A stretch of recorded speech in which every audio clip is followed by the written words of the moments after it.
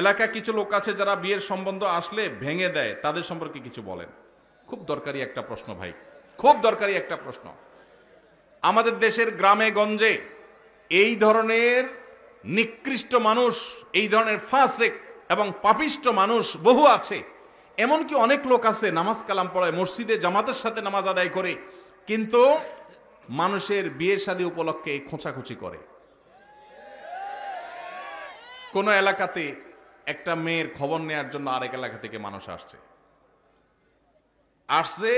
এলাকাতে আপনাকে পাইছে একটা পুকুরের ঘাটে উজু করতেছেন, দেখছে যে মসজিদের পুকুরের ঘাট উজু করতেছে, বেচারা নামাজি মানুষই হবে। জিজ্ঞাসা করছেন, ভাই সালাম আলাইকুম, আপনাদের এলাকায় অমুক মেয়েটার সম্পর্কে কিছু জানেন কিনা? আপনি চিন্তা করছেন, আরে তো আপনার শত্রুর মেয়ে, আপনার সাথে তার আইল ঠেলাঠেলি আছে, এই চান্সে আপনি শত্রুতা উদ্ধার করার জন্য বলছেন, ভাই আল্লাহ বাঁচাইছে আপনি আমার কাছে আসছেন ভাই। এই বইলা যে আপনি একটা শয়তানি শুরু করে দিলেন, আস্ত ডাহা ডাহা মিথ্যা কথা বলে ওই বিয়েটা ভাঙে দিলেন। এই কাজটা শুধু মিথ্যা না, আল্লাহর জমিনে আল্লাহর আরশ কাঁপার মতো সবচেয়ে ভয়াবহ অপরাধগুলোর মধ্যে থেকে একটি। কারণ এখানে একটা নিষ্কলুষ চরিত্রে আপনি কালিমা দিলেন, একজন নিরপরাধ মানুষ সম্পর্কে মিথ্যাচার করলেন, আবার নিজে মিথ্যা কথা বললেন, আবার ওই লোকটাকে অসত্য সংবাদ দিলেন, মিথ্যা সাক্ষ্য দিলেন। অনেকগুলো কবিরা গুনার সমাহার এখানে আছে, একটা কবিরা গুনাহ নয়, অনেকগুলো কবিরা গুনাহ একযোগে হচ্ছে, আপনি টেরও পাচ্ছেন না। জাহান্নামে যাওয়ার জন্য বেশি কিছু দরকার হবে না ভাই। আবার দেখা যায় নিজের পক্ষের লোক সম্পর্কে যদি জিজ্ঞাসা করে, ভাই অমুক ছেলেটা সম্পর্কে কি জানেন? ছেলেটা আপনার বোনের ছেলে, বাইগনা, আপনার কাছেই আসছে। আপনি চিন্তা করলেন, হায় হায় আল্লাহ বাঁচাইছে যে আরেকজনের কাছে যায় নাই। আপনি বলতেছেন, ভাই আমাদের এই গ্রামে যদি একটা ফেরেশতার মতো ছেলে থাকে তো এই ছেলে আছে ভাই, একের ছেলে একের। এই ক্ষেত্রেও আপনি ওই মেয়েওয়ালাদেরকে, মেয়ে পক্ষকে মিথ্যা তথ্য দিয়ে তাদেরকে ক্ষতিগ্রস্ত করলেন, বিভ্রান্ত করলেন, মিথ্যা সাক্ষ্য দিলেন, এক্ষেত্রেও আপনি অপরাধী। তাহলে কি করবেন? যতটুকু সত্য ততটুকু বলবেন। সত্য বলার মতো যদি বুকে বল না থাকে, যদি মনে হয় সত্য বললে আমি মাইদ্যের খাওয়া লাগবে, তাহলে বলবেন, ভাই সরি, অন্য কেউ যারা চিনে জানে তাদেরকে জিজ্ঞাসা করেন, আপনি অ্যাভয়েড করে যান। কিন্তু বলতে যখন যাবেন তখন আপনাকে সত্য বলতে হবে। নবী সাল্লাল্লাহু আলাইহি সাল্লাম বারবার আমাদেরকে সতর্ক করেছেন। তিনি বলেছেন, যদি তোমাকে কিছু বলতে হয় ফালিয়াকুল খায়রা আও লিয়াসমুত, তাহলে ভালো সত্য যেটা সেটাই বলবে, আর না হলে চুপ থাকবে। কিন্তু বলতে গিয়ে মিথ্যা বলা যাবে না। অনেক ভাইরা আছেন এই অপকর্ম করেন, কোনো কারণ ছাড়াই করেন, অযথা খোঁচাখুচি করেন, আছে না নাই?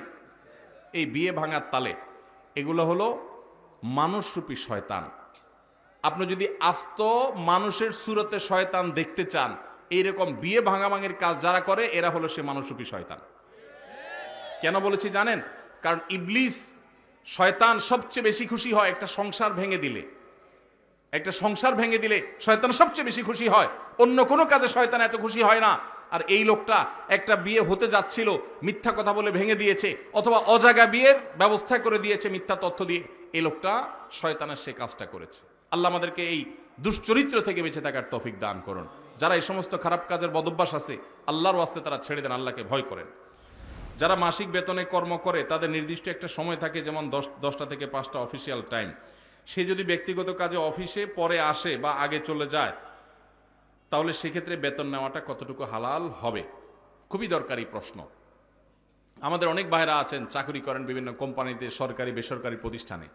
যেই কয় ঘন্টার ডিউটির জন্য আপনি চুক্তিবদ্ধ, ওই কয় ঘন্টার ডিউটি যদি আপনি ফাঁকি দেন, পরে আসেন, আগে চলে যান, আর কাজের ফাঁকে নিজের কাজ কাম করেন, মোবাইল টিপাটিপি করেন, ফাঁকি ঝুঁকি দেন, তাহলে তাদের ওই ফাঁকি ঝুঁকি দেওয়ার সময়টার যে ইনকামটা ওইটা হারাম হবে।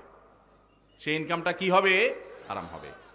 অনেক হারাম আছে আমরা যেগুলো জানি না। সুদ খাওয়া হারাম আমরা জানি, ঘুষ খাওয়া হারাম আমরা জানি, কিন্তু চাকরির মধ্যে এই যে ফাঁকি ঝুঁকি দিয়ে টাইম নষ্ট করে ওই টাইমের বেতন আমি নিচ্ছি, এটা যে হারাম, এটা আমাদের বেশিরভাগ মানুষের সেন্সও নাই।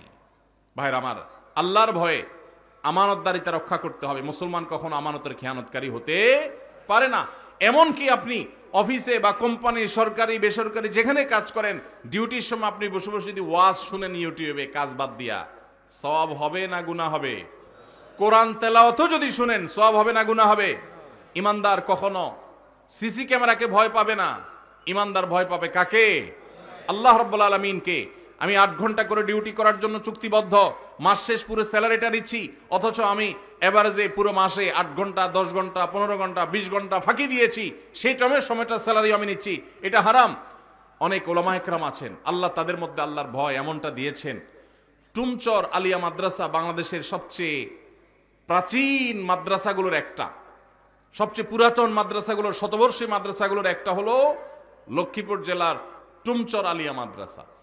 টুমচর আলিয়া মাদ্রাসার প্রিন্সিপাল ছিলেন শেখ হারুন আল মাদানী হাফিজাউল্লাহ, এখনো বেঁচে আছেন, সিনিয়র আলেমে দ্বীন, লক্ষ্মীপুরের কৃতি সন্তান। শেখ হারুন আল মাদানী তিনি কিছুদিন আগে রিটায়ারমেন্টে গেছেন, কিছুদিন আগে বলতে 2-3 বছর হয়েছে সম্ভবত। তিনি রিটায়ারমেন্টে গেছেন, প্রিন্সিপাল ছিলেন ওই প্রতিষ্ঠান থেকে, তিনি অবসরে গেছেন। অবসরে যাওয়ার সময় তিনি যা সুযোগ সুবিধা পেয়েছেন, সেখান থেকে একটা চেক লিখে একটা বড় অ্যামাউন্ট, কয়েক লাখ টাকার একটা অ্যামাউন্ট তিনি মাদ্রাসার ফান্ডে দিয়ে দিছেন, মাদ্রাসায় তিনি সেটা দিয়ে দিছেন। এবং এটার কারণ হিসাবে, এটা তিনি আমাকে বলেন নাই, আমি অন্যভাবে জানছি, এর কারণ হিসাবে তিনি উল্লেখ করেছেন যে এত দীর্ঘ বছর, এত বছর কাজ করেছি এই প্রতিষ্ঠানে, চেষ্টা করছি ঠিকঠাক মতো ডিউটি পালন করতে, আমার অজান্তে হয়তো কোনো ফাঁকিঝুঁকি হয়ে গেছে, হয়তো কোনো সময় নষ্ট হয়ে গেছে, হয়তো কোনো দিন দেরি হয়ে গেছে, আগে বের হয়ে গেছি, হয়তো কোনো সময় ব্যক্তিগত কাজ করে ফেলছি ডিউটির মধ্যে, সেই সময়গুলোর বেতনও তো সব আমার অ্যাকাউন্টে ঠিকই আসছে, কোনোটাই তো আর বাদ দেই নেই।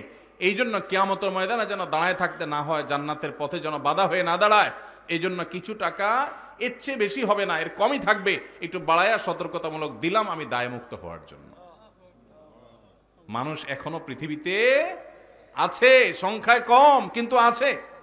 আল্লাহ আমাদেরকে মানুষ, সেই ইমানদার, সেই মুসলমান হওয়ার তৌফিক দান করুন।